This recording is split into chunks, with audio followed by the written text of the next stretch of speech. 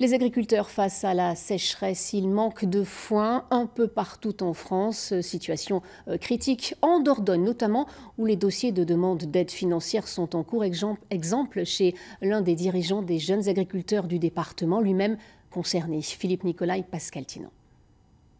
Nourrir ses limousines au quotidien devient de plus en plus difficile et va coûter de plus en plus cher. 2018 sera une année classée parmi les plus sèches depuis des décennies, un constat que les agriculteurs de Dordogne font tous les jours. Aujourd'hui, dans cette grange, il y a à peu près 450 boules. Normalement, on a autour de 2000 boules à cette période-là. On n'a pas commencé à toucher à cette grange de foin. Et puis là, cette année, comme vous le voyez, plus de 50% du stock qui est déjà passé. Maintenant, il repleut, mais c'est beaucoup trop tard. Donc c'est inutile pour refaire du stock de fourrage.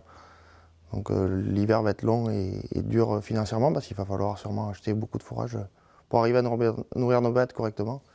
Une sécheresse aux lourdes conséquences. Stock d'hiver entamé, difficulté d'approvisionnement en fourrage. Pour venir en aide aux exploitants agricoles, le ministère de l'Agriculture prend une série de mesures.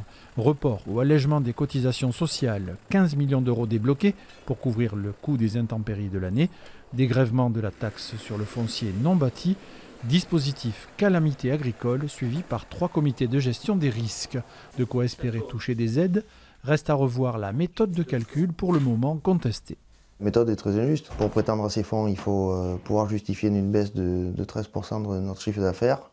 Comme la plupart des éleveurs ont plusieurs productions, c'est souvent très difficile à justifier ou à prouver. Autre problème, le prix du fourrage. Importé d'autres régions de France ou même d'Espagne, son tarif est source de rudes négociations. Une année normale, la paille est autour de 70-80 euros tonne. Aujourd'hui, on arrive à 130 euros tonne si on arrive à en trouver. Il y a de la spéculation. On pense qu'il y a aussi de la spéculation. Oui. Les premières indemnisations pour les dossiers sécheresse doivent être versées dès le mois de décembre prochain.